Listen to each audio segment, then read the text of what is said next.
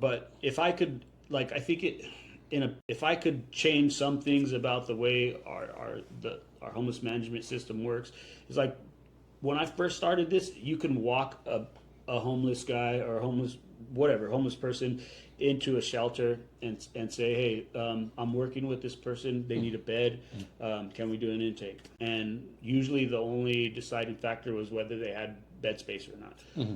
But now it's not like that. You cannot, with the exception of like the Skid Row shelters, every other shelter now I walk someone in, they say, okay, well, you have to submit a referral online, and they have like 48 hours to respond, and yeah, and so and you're like, what am I going to do with this person for 48 hours? Except others say, hey, like, hang out hang out over here until we figure it out, right, and by that time outside. they're gone. Exactly. Yeah. And so that's what's been going on is like I'm trying to get people in.